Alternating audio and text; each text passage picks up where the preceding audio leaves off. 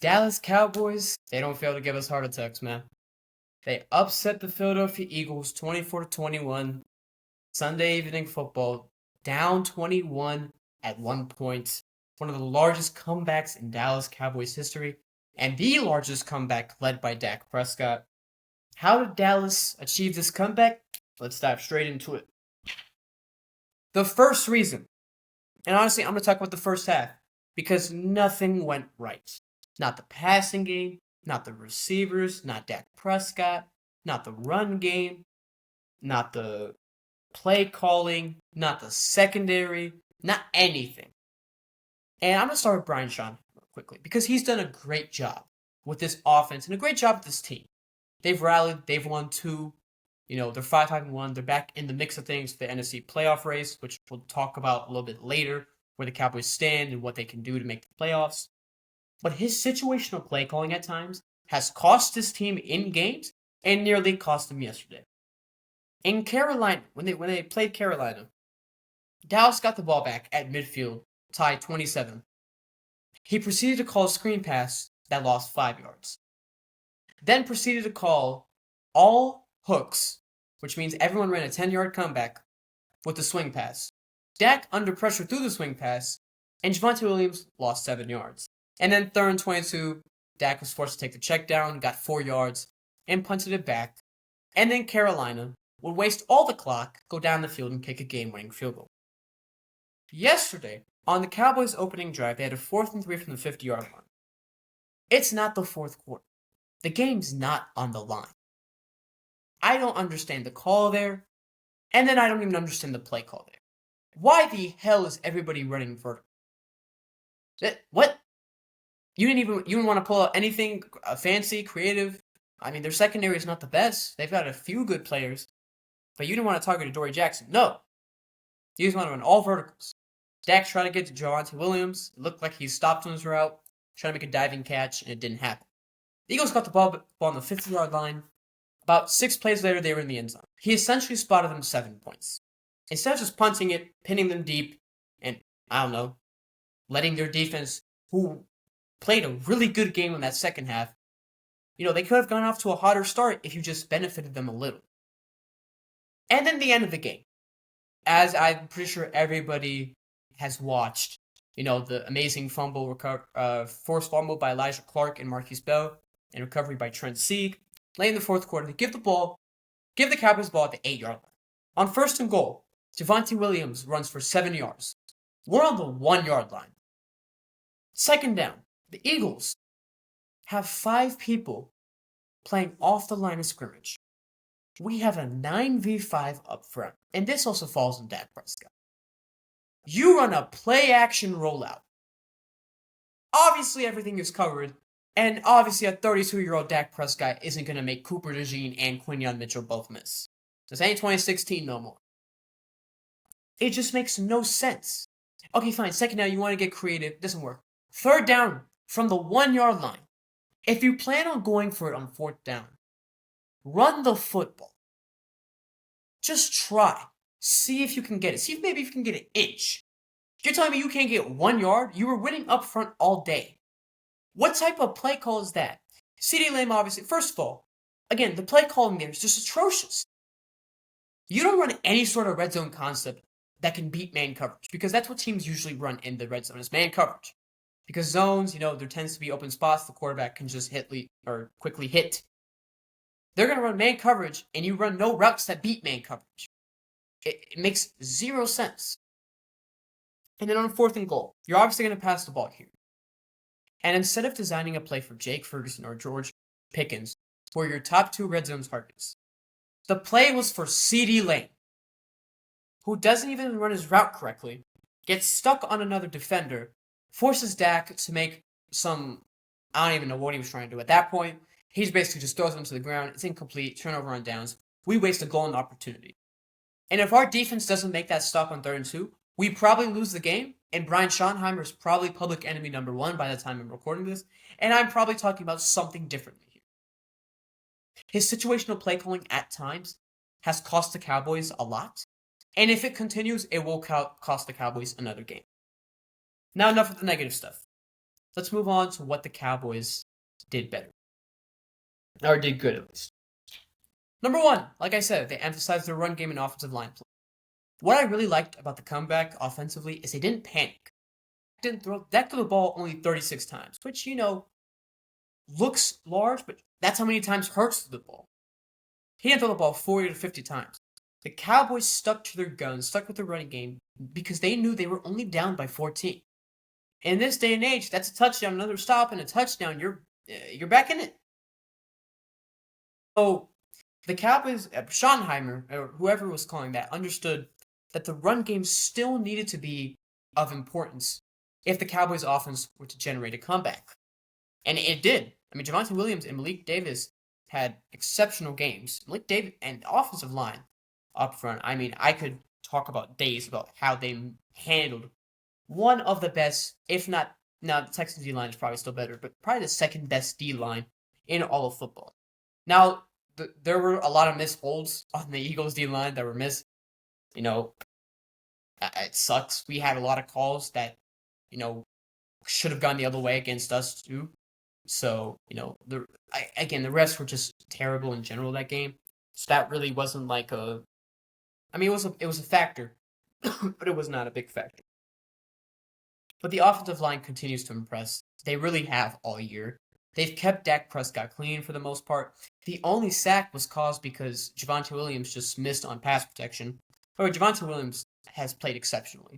He runs hard. He puts his body on the line. His pass protection at times can be off, but for the most part, it's solid. He made, on 2nd and 10, the slant to Pickens that he took to the 20-yard line.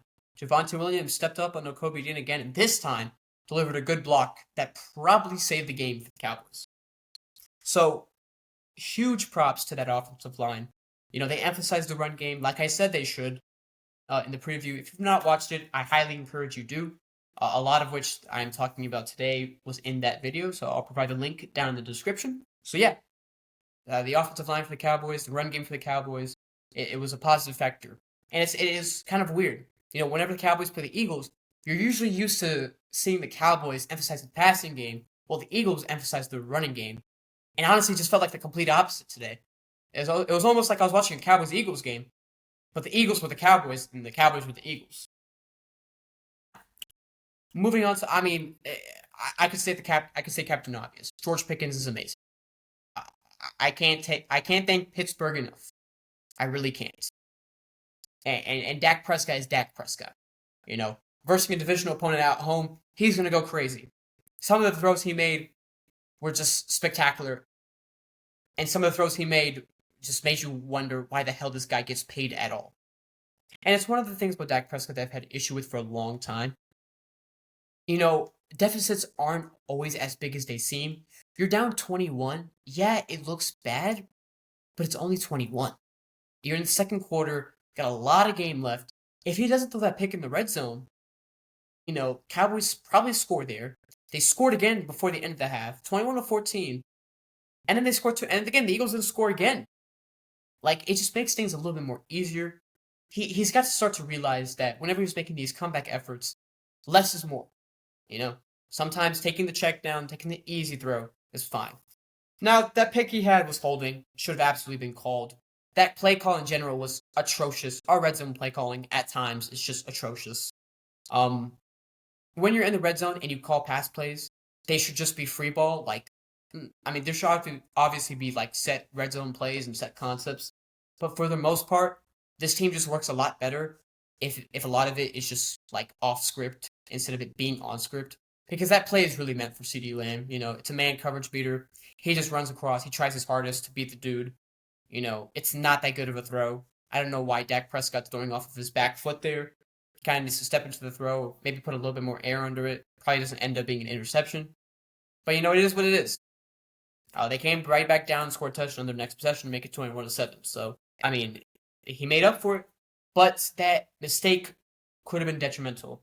But then again, so could have Aubrey's mistake when he missed a field goal, and Turpin, who I will get to in just a second. But Dak Prescott and George Pickens, they played exceptional games. And they deserve a lot of credit, a lot of praise, and they definitely will. They're already getting their fair share on the internet, as they should. This offense was on their backs in that fourth quarter, especially. Dak Prescott made a lot of plays with his legs, a lot of plays, especially the 3rd and 2. And this has always been the difference between him and a lot of quarterbacks. You know, Jalen Hurts on his 3rd and 2. The Eagles are trying to get the ball here to A.J. Brown. It's not there. Like, Deron Bland plays it perfect. Hurts has got to move on from that and look at his other reads. But he just completely just stares it down. He's staring the slant down. It's not there, and he's still looking at it. He doesn't move in the pocket. He doesn't try to generate time for himself. And also, Diggy Zula just eventually gets to him. We're opposed to Dak Prescott. The Cowboys on that play are trying to get the ball to George Pickens. He's one-on-one on the outside. And the Eagles are also running man coverage. Similar to what the Cowboys were running. They're not press manning, but, they're not giving some space too. So, Dak's looking at Pickens. Quinton does a great job of taking it away. He moves on to CeeDee Lamb.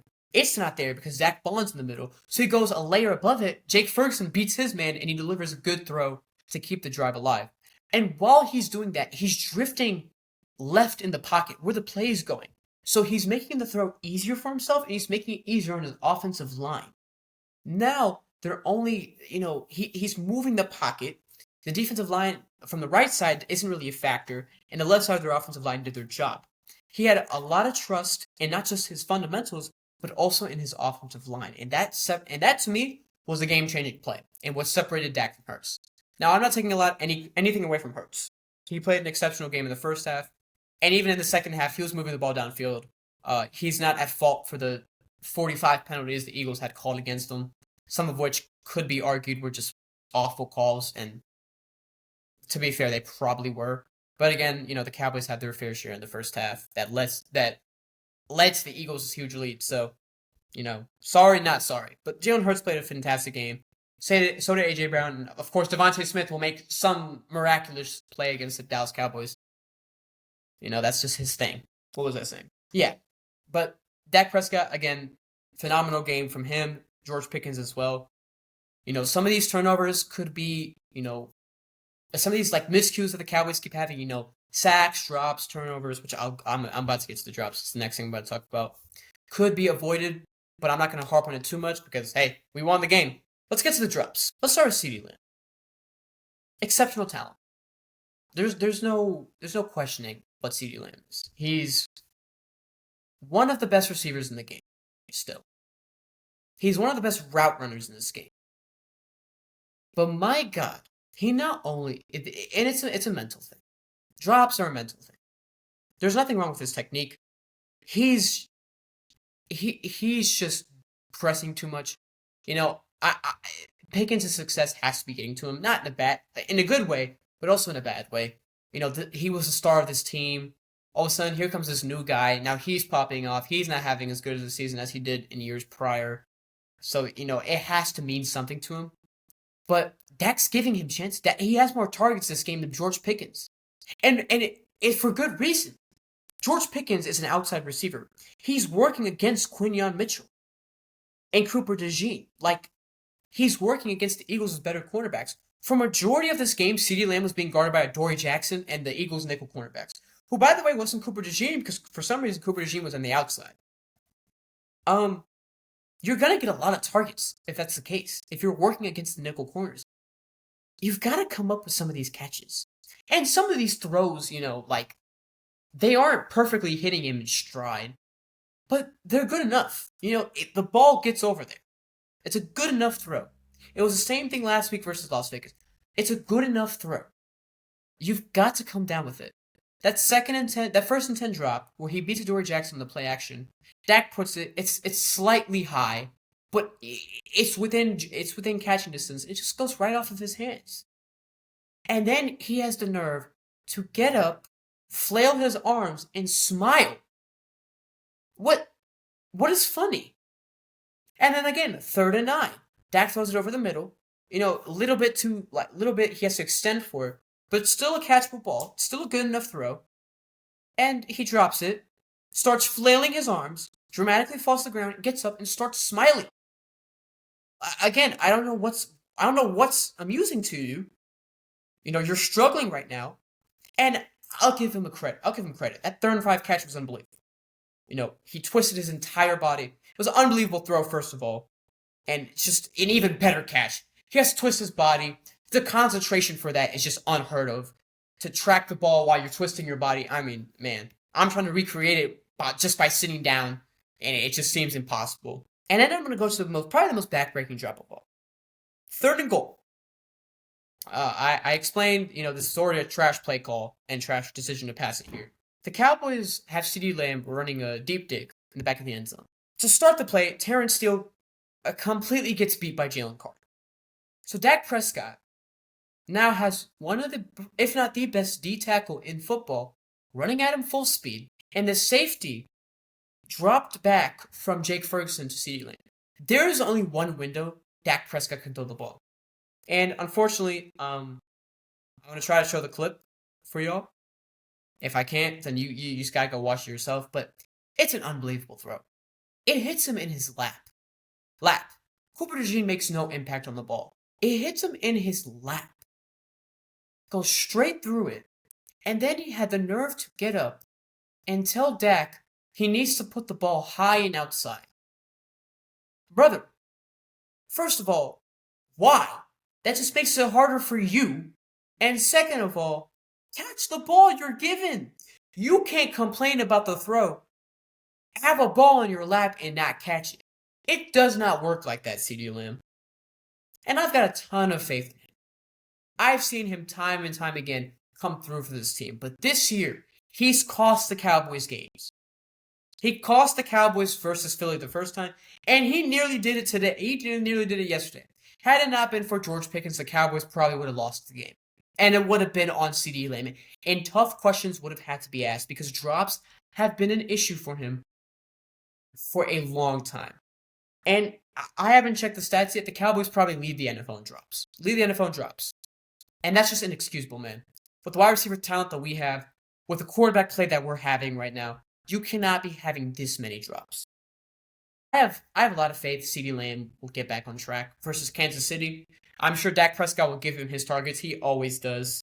Those two have a great connection. But he's got to start making some of these plays. He's got to start acting like a $40 million wide receiver. Now, Kevontae Turpin. Ryan Schottenheimer. He's not a receiver. He's not a running back. He's not an offensive player. Get him off the field. Simply put, get him off the field. I mean, it's laughable. We're week 12. He has about 40 billion drops dating back to 2023.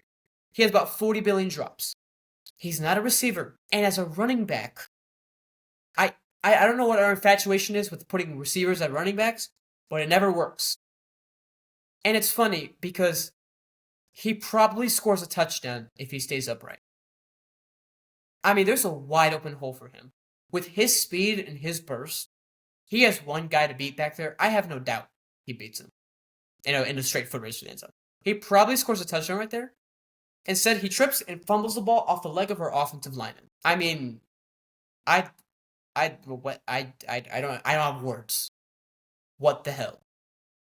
That's got to be the most Looney Tunes thing I've seen in a long time. You trip and fumble it off the leg of your offensive lineman. Dude. Now, he made a great play, then 2 drives later, that long catch and run, and it shows off his speed. And it makes me think, and this is why it makes me think, if he stays upright, does he score a touchdown? Again, unfortunate errors at the wrong time. And that's just the theme of this team whenever they play good opponents. They just make stupid mistakes at the wrong time. Today they were able to overcome it. I'll dive into why they were able to overcome it. But these errors have got to stop, and Kevontae Turpin has to get it together. If you want to be a receiver on this team, again, you have to catch the football.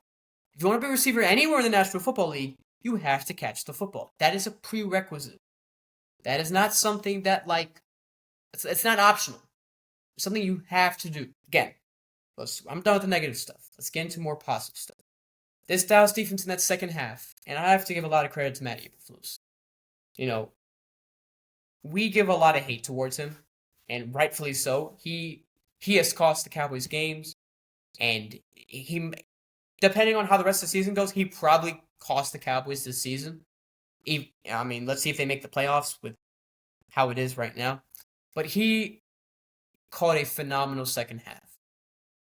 Really. he mixed up a lot of coverages on Jalen Hurts. I didn't think he did as good of a job as taking away things Hurts saw downfield, but he definitely made him more uncomfortable in the pocket. These five-man rushes, relying on your defensive line, not sending as much as blitz as he did in the first half. And again, it's something I even said. You want to make Hurts uncomfortable, don't blitz him. He's really good against it, but if you're going to send a five-man pressure and maintain good gap integrity. And one play that really shows this is it was right after Brandon Aubrey missed the field goal. It's a 3rd and 7 for Philly. He sends a five-man pressure.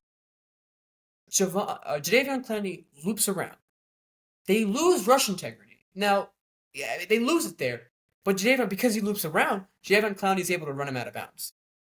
That right there is how you play. Send the five-man pressure, take away that man's first read downfield, have him scramble, and start to collapse on him whenever he does. The Cowboys did a phenomenal job of not letting him take off. And, it helps that, the Eagles didn't ever try to emphasize the run games. The Cowboys were ready for their pass game. But, it's just a ton of credit to give to that Cowboys defensive line. Quinnen Williams, hopefully he's all right. I don't know his hip injury hip injury status. He played a phenomenal game. So did Odighizuwa. That's probably one of his best games in a long time. To me, he was disruptive everywhere. Clutch sack on Jalen Hurts. Got a lot of good pressure. Forced some errant throws. And, it's just really nice to see this Dallas defense in a big game step up and be the causal factor in this comeback, because they were. The Eagles went 8 straight drives without scoring. That might be the longest streak that the Dallas Cowboys have had all year. 8 straight drives against this offense without scoring. Now, this offense ain't no juggernaut. They've not been good all year. But, it's impressive what they did. Deron Bland, he had a much better second half. In that first half, I wondered if, I honestly seriously considered grabbing Trayvon Diggs off the field and putting him back in. And they need him. I'm tired of people acting like they don't need Trayvon Diggs. They do. There's just no shot. That 3rd and 12 to Devontae Smith, Kalen Carson, what are you doing? And again, Jalen Hurts isn't throwing that on Trayvon Diggs, because Trayvon Diggs it's an underthrown ball. With his recovery speed and his ball skills, that's an incompletion. Is Trayvon Diggs having a good year? No. Should he be given another chance, especially versus this Chiefs offense, who don't have the best outside receivers, and Mahomes has been a little loose with this football. Trayvon Diggs would be helpful in this game. I don't know. Now, Siobhan Revel, he had a tough time against A.J. Brown. It's fine. I think this is his second game. You're versing A.J. Brown. You're going to have a tough time. I expect to see him pick it up here. And again, he might have an even tougher time. He's guarding Xavier Worthy. Dude's fast as hell. And then they got to guard Rashee Rice and nickel. I'm very interested to see how the Cowboys handle that. I don't think the Cowboys have really played a lot of guys who thrive in the nickel. The slot. And they're about to. And they obviously don't guard tight ends well. Which is another thing I thought the Eagles could exploit. I thought they could get the ball to Dallas Goedert more. In the past, whenever they've played Dallas Goedert's had a great game. But, today it was just not there. I don't really know why. Maybe, more focus on Brown and Smith, which is understandable. But, expect to see Mahomes target Kelsey a lot on Thursday. But yeah, huge shout out to this Cowboys defense. They honestly deserve the game ball for this game. Even though the offense came alive during the fourth quarter and made a ton of clutch plays when we needed them to. For a while there, the offense were acting like the defense was acting like the offense. So, defense, for me, they deserve the game ball. Now let's look to the future. Unfortunately, we don't have a lot of time to celebrate this victory. We got the Chiefs. Now, the good thing about this is the Chiefs aren't coming in off of a blowout, win. They had a comeback versus the Colts. It was an emotional game not emotional, but, it took a lot of energy out of them. They won by game-winning field goal. I'm sure their players are just as tired as ours, and they have to travel here to Dallas on a short rest. So they have it worse than us, really.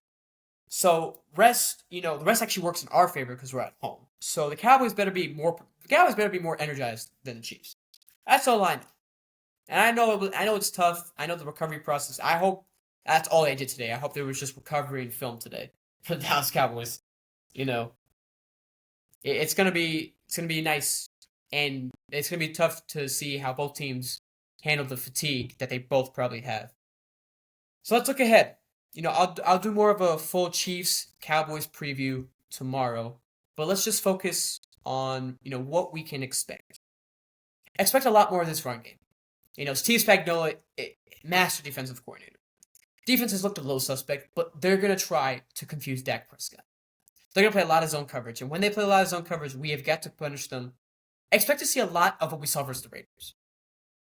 Less shotgun, more under center. And we saw a fair bit of that. The Cowboys emphasized play action a lot versus Philly, which was a good thing because, again, that's Dak's strength, play action. I mean, he threw that near interception for Zach Bond, but when he's under center, you rarely see that man throw interceptions. So, emphasize that versus Kansas City as well, and you'll start to see a lot of success. After watching that Philly game, I'm not too worried about attacking opposing team secondary because George Pickens is just playing at an astronomical level, and CeeDee Lamb is getting open. He just has to complete some of these plays that he's not completing. So expect to see a lot of run on the defensive end. Expect to see, you want to talk about maintaining good rush integrity and gap integrity. They have to do that here. Hurts didn't take off as much as I thought he would. Mahomes will. Mahomes will try to get outside the pocket. It's how he thrives. The Cowboys need to get pressure. This, not blitz, but the Cowboys need to dominate that offensive line, which it can be done. That offensive line isn't perfect. They're good at times, but they're good in the interior, but their tackles can be had. They need to get that outside pressure. They need to make Mahomes' life a living hell. They need to get back there. They need to make him uncomfortable. Their run game is not that big of a worry. Expect them to try it, but they're a passing offense, and in that passing offense, they're gonna go to Rashee Rice or they're gonna go to Xavier Worthy to start. Travis Kelce will be there, but at this point, he's more of like a security blanket. Like a Jason Witten. I'm not saying he is Jason Witten. I'm just saying he's more of a security blanket this time. Mahomes will find him if it's a dire need. But Mahomes' primary targets will be Rashee Rice, will be Xavier Worthy. The Cowboys, Rashee Rice, they need to emphasize man coverage. Their man coverage, to me, has been better than zone coverage this year. And Rashee Rice isn't that good of a receiver against man coverage. Rashee Rice is a receiver who uses his smarts more than his skills. And what I mean by that, him and Mahomes have a great understanding of zone coverages. He has a great understanding of where to sit, where to move, how to manipulate these coverages, how to manipulate these defenders to get what he wants and to get to where he wants. So the Cowboys need to emphasize a lot of man coverage. Now, who's going to be checking Rashee Rice in the slot? I have no clue. It better not be DaRon Bland. He better stay his ass on the outside. It could be Siobhan Revel. Or it could be Reddy Stewart. I'm interested to see how those two handle that matchup. But again, this is where the addition of Trayvon Diggs probably comes into handy here. Man coverage is his forte. Is it his forte in the nickel? Not really. But it could come in handy here. Expect the Cowboys to try a lot of man coverage. Now, the threat with that is Xavier Worthy because he's fast as hell. His speed is unbelievable. Expect the Cowboys to, in my opinion, they should try to jam him. I haven't watched a lot of Xavier Worthy. I've watched a lot of Chiefs. Haven't really looked at a lot of Xavier Worthy. I don't know if he's gotten better against the jam, but I do know last year he wasn't good against the jam whatsoever. So expect the Cowboys to try to jam him, try to play more physical with him. I wouldn't even be surprised if there are a few holdings that are called or not called. So yeah, that's a quick little Chiefs-Cowboys preview. We'll dive a little bit more into it tomorrow. For the last part, let's look at where the Dallas Cowboys sit in the overall playoff seeding. So right now they're in the hunt. They're the 10th seed. They're behind two teams. Obviously, the three wildcard teams I think are the Seahawks, the Packers, and somebody else. I don't know who it is. I'm trying to think. Could be I think it's the Niners. I think it's the Niners. Because the Rams. Yeah, it's the Niners. So, the Bucs are out of it. The Bucs right now are the 4th seed. They're out of it. The Panthers have that division. With Baker Mayfield's injury that happened last night, there's no way the Bucs salvage their season. If they do, I'll be severely impressed. But the Bucs, for the most part, are out of it. As I'm recording this, the Panthers and Niners game are actually kicking off. If you want to tune into that game, you should be Panthers fans. We can't have the NFC West teams win. We'd rather have them lose. the Panthers will be division winners. You know, they're not in our sights in teams we have to get rid of. So if I were you, if I were a Cowboys fan, I'd root for the Panthers today to beat the Niners. As of now, the Cowboys sit at a 14% chance. If they beat the Chiefs on Thursday, it goes up to a 25% chance. So still a slim chance. You know, again, those early losses might have killed them. And that's why I said, you know, Matt Eberflus might have cost the Cowboys the season. But he's looked much better here. Again, you would love to see this team, you know, still try to be competitive, still try to be, still try to win games, still try to get in that playoff seeding because they can't. They always have the offense, and if their defense plays like this, the offense can limit their turnovers.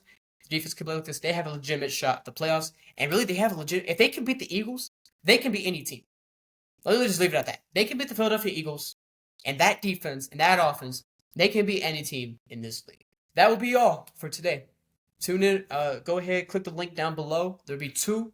One for the video, Cowboys Eagles preview if you want to go check that out, and two, it's the Dallas Sports Scene website. We'll be posting there daily, not just about the Dallas Cowboys. If you want to check out some Dallas Mavericks or Texas Rangers, you know, they just made the trade for Brandon Nimmo, which in my opinion was an idiotic trade. But, you know, that's a topic for another day.